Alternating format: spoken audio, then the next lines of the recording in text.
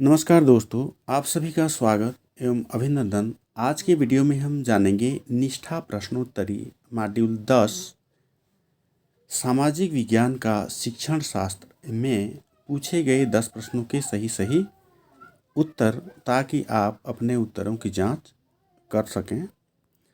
अगर आप चैनल में नए हैं तो सब्सक्राइब कर दीजिएगा और बेल बटन को दबा के दोस्तों को शेयर अवश्य कीजिएगा, ताकि उन्हें भी लाभ मिल सके। आइए शुरू। प्रश्नोत्तरी शुरू करने के पहले मैं बता दूं, अगर आपने मॉड्यूल 10 की गतिविधि 2 और 4 को नहीं किया है तो उसका जो वीडियो है उसका लिंक मैं डिस्क्रिप्शन बॉक्स में दे दिया हूं।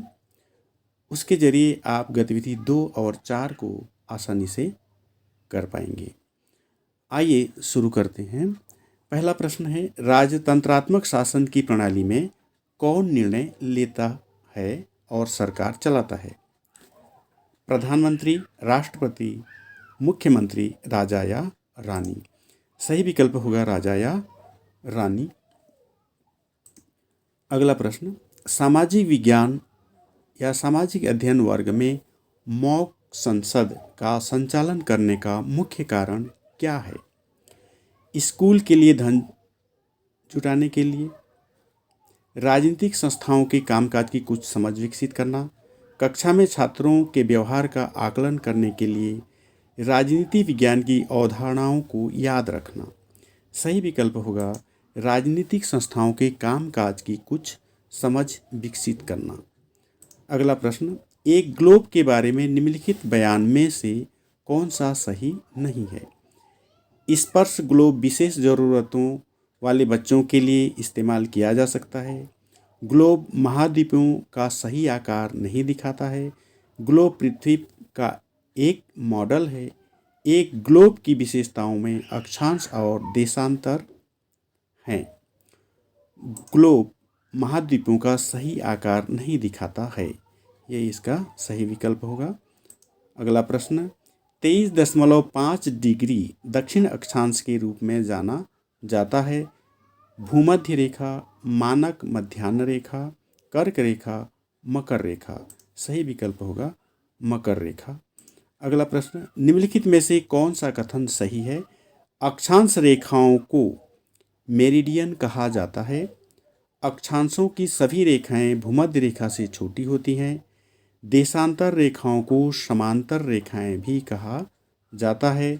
देशांतर की सभी रेखाएं लंबाई में भिन्न होती हैं। सही विकल्प होगा अक्षांशों की सभी रेखाएं भूमध्य रेखा से छोटी होती हैं। अगला प्रश्न, कॉलम ए को कॉलम बी के साथ मैच करें और नीचे दिए गए कोड का उपयोग करके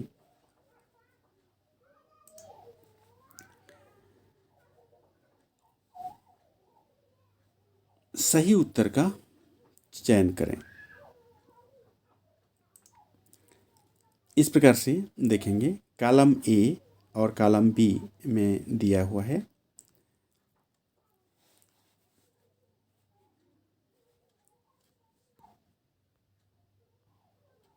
वीडियो लंबा हो जाएगा, इसलिए मैं थोड़ा यहाँ रोक के नोट कर लेता हूँ। इस प्रकार से आप कॉलम ए और कॉलम बी को पढ़ लीजिएगा और नोट कर लीजिएगा। मैंने नोट कर लिया है। इसका जो सही विकल्प होगा, ए का 3, बी का 4 और सी का 2 और डी का 1। ये इसका सही विकल्प होगा।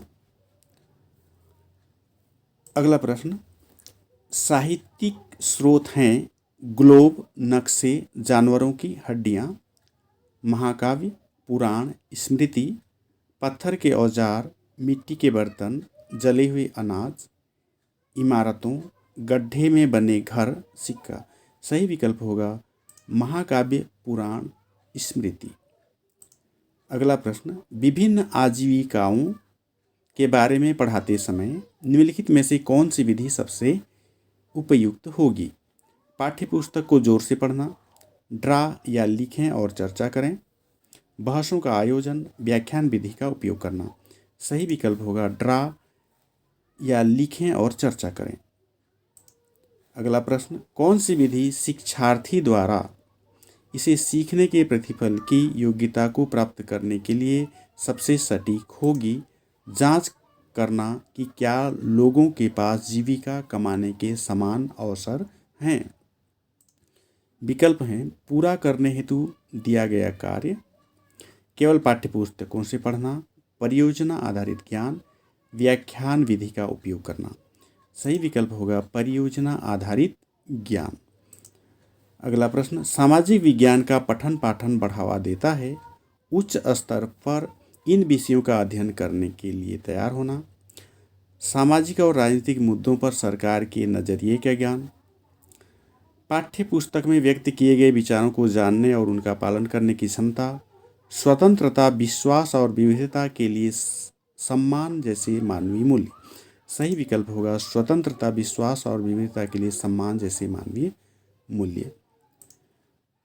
इस प्रकार से हमने 10 प्रश्नों के उत्तर दे दिए हैं। किसी भी प्रश्न को स्किप नहीं किया है, इसलिए यहाँ पर 0 लिखा है हुआ है। चाहे तो आप रिव्यू कर सकते हैं। मैं यहाँ सबमिट कर रहा हूँ। इस प्रकार से स्कोर आ सकता है। प्रश्न को पढ़ के अच्छे से जवाब देना इसलिए अनिवार्य है ताकि हमें कुछ निश्चित समय भी उसमें लगाना है। वीडियो पूरा देखने के लिए धन्यवाद। नमस्कार।